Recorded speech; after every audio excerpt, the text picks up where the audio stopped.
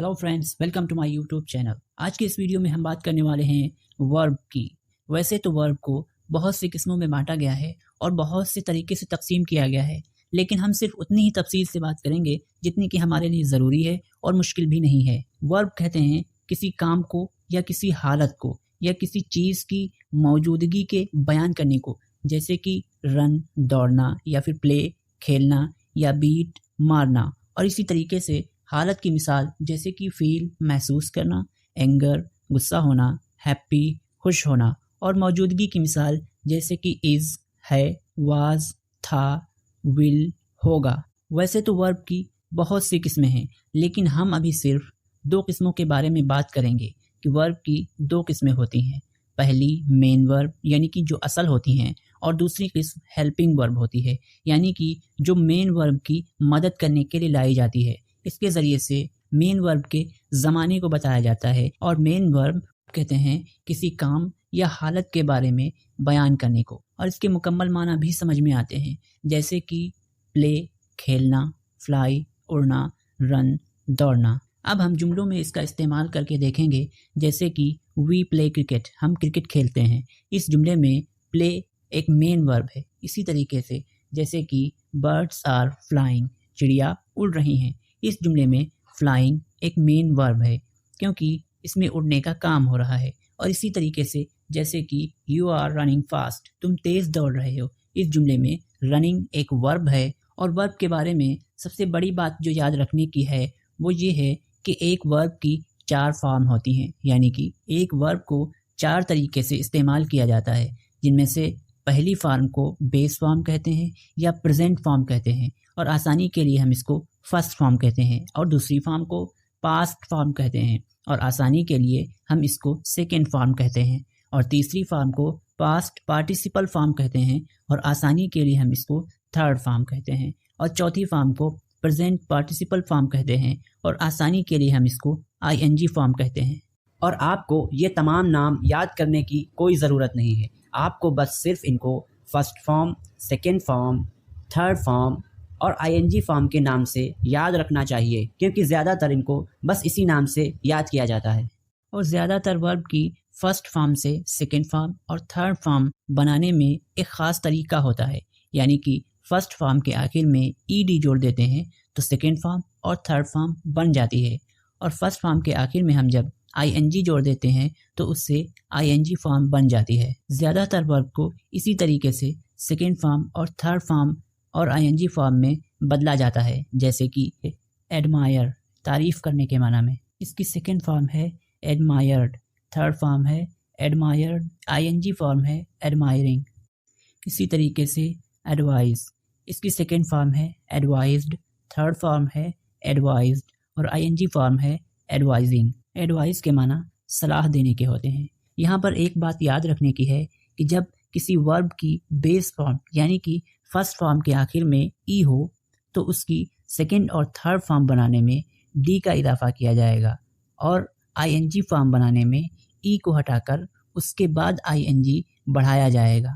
और कुछ वर्ब ऐसी भी होती हैं जिनको सेकेंड फॉर्म और थर्ड फॉर्म में बदलने के लिए कोई ख़ास तरीका नहीं होता है, बल्कि फर्स्ट फॉर्म अलग होती है, सेकेंड फॉर्म अलग हो सकती है और थर्ड फॉर्म भी अलग हो सकती है।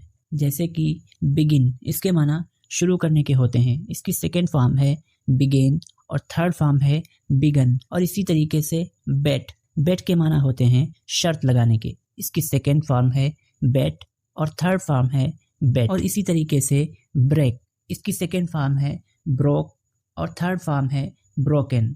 ब्रेक के माना होते हैं तोड़ने के, लेकिन आईएनजी फॉर्म बनाने का तरीका हर एक वर्ब में एक ही जैसा होता है। और अब हम बात करते हैं दूसरे तरीके की वर्ब यानी कि हेल्पिंग वर्ब के बारे में।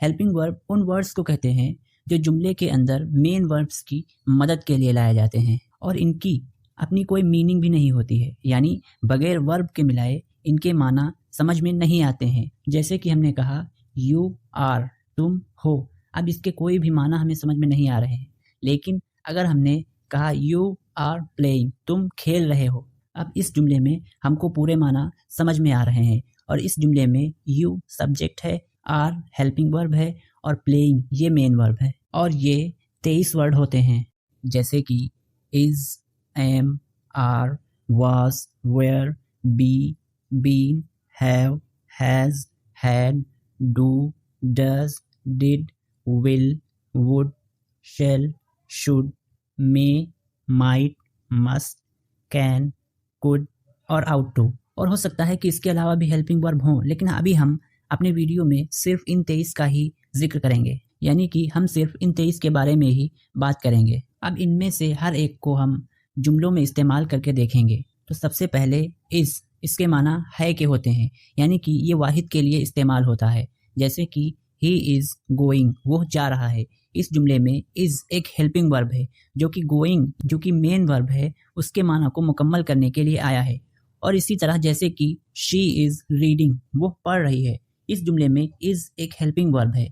اور اب ہم بات کرتے ہیں دوسرے ہیلپنگ ورب یعنی کہ ایم کے بارے میں۔ ایم کے معنی ہوں کے ہوتے ہیں اور اس کا استعمال صرف آئی کے ساتھ ہوتا ہے، یعنی کہ جب بات کرنے والا کوئی بات اپنے بارے میں کہتا ہے تو اس وقت ایم کا استعمال ہوتا ہے، جیسے کہ آئی ایم گوئنگ ٹو دلی، میں دلی جا رہا ہوں۔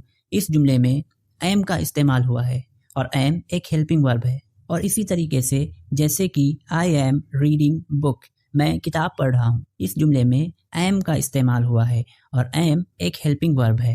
اسی طریقے سے ایک ہیلپنگ ورب ہے آر کے معنی ہو کے ہوتے ہیں اور اس کا استعمال واحد کے ساتھ اور جمع کے ساتھ دونوں کے ساتھ ہو سکتا ہے، جیسے کہ یو آر گوئنگ، تم جا رہے ہو۔ اس جملے میں آر کا استعمال واحد کے ساتھ ہوا ہے۔ اسی طریقے سے جیسے کہ دے آر پلینگ، وہ لوگ کھیل رہے ہیں، اس جملے میں آر کا استعمال جمع کے ساتھ ہوا ہے۔ اور اسی طریقے سے واز ایک ہیلپنگ ورب ہے، واز کا استعمال واحد کے لیے ہوتا ہے تھا کے معنی میں، جیسے کہ ہی واز ریڈنگ، وہ پڑھ رہا تھا۔ اور اسی طریقے سے آئی واز گوئنگ، میں جا رہا تھا۔ اور اگلا ہیلپنگ ورب ہے ویئر کا استعمال جمع کے لیے ہوتا ہے تھے کے معنی میں، جیسے کہ دے ویئر پلینگ، وہ کھیل رہے تھے، وی ویئر گوئنگ، ہم جا رہے تھے۔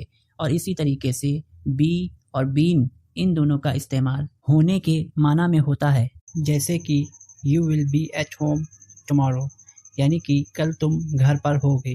اس جملے میں بی کا استعمال کیا گیا ہے اور بی ایک ہیلپنگ ورب ہے۔ اور اسی طرح جیسے کہ I have been living here for 2 years، میں یہاں 2 سال سے رہ رہا ہوں۔ اس جملے میں بین کا استعمال کیا گیا ہے ایک ہیلپنگ ورب کے طور پر۔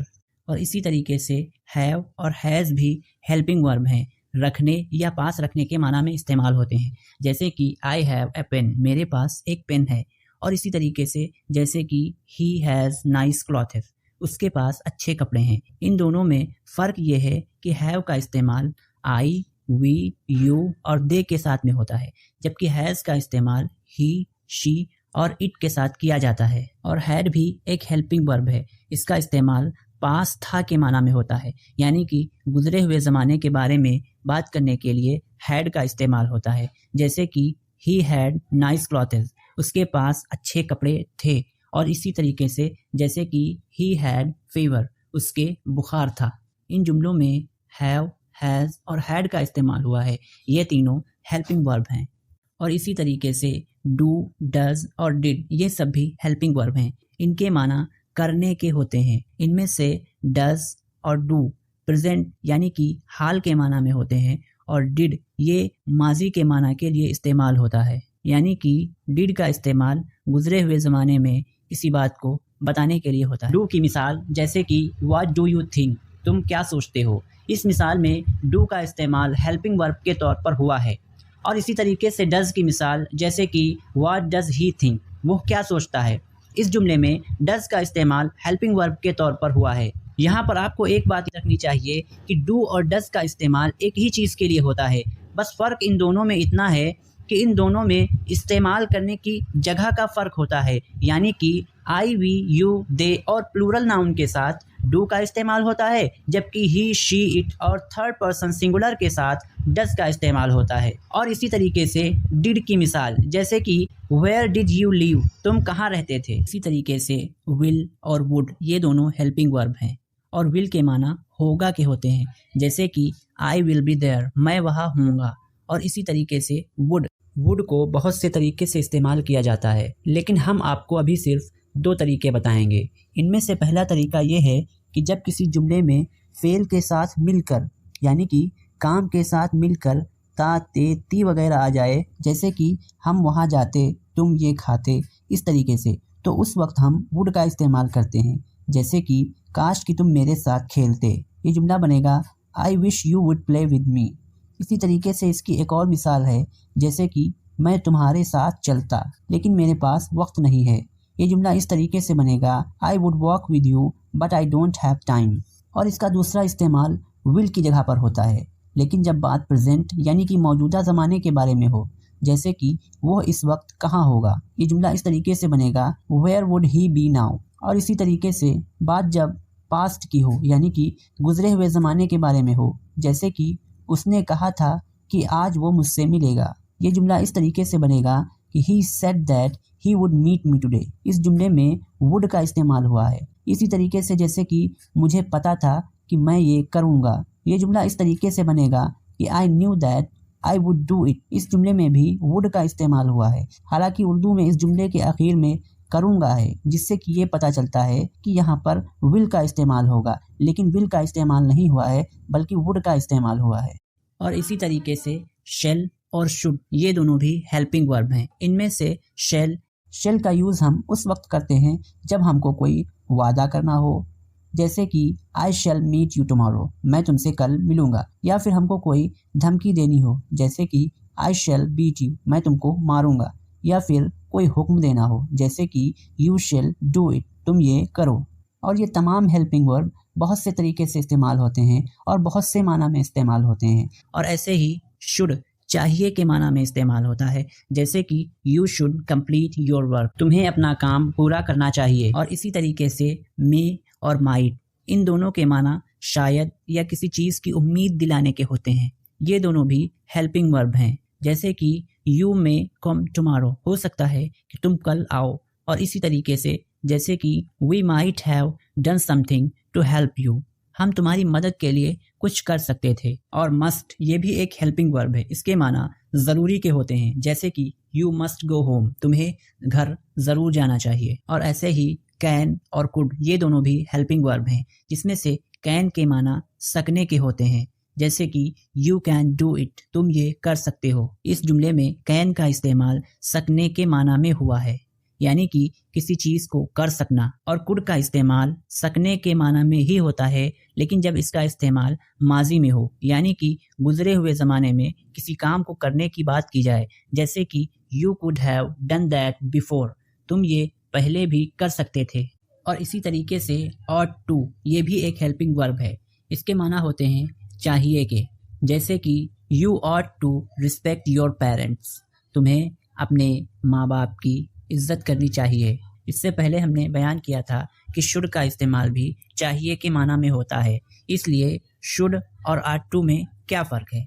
तो शुड और ऑट टू में फ़र्क ये है कि शुड का इस्तेमाल हम कोई सलाह यानी कि एडवाइस वगैरह देने के लिए करते हैं, और ऑट टू का इस्तेमाल किसी फ़र्ज़ को याद दिलाने के लिए करते हैं, जैसे कि यू शुड स्टडी हार्ड, तुमको बहुत मेहनत से पढ़ाई करनी चाहिए। इस जुमले में हम सलाह दे रहे हैं।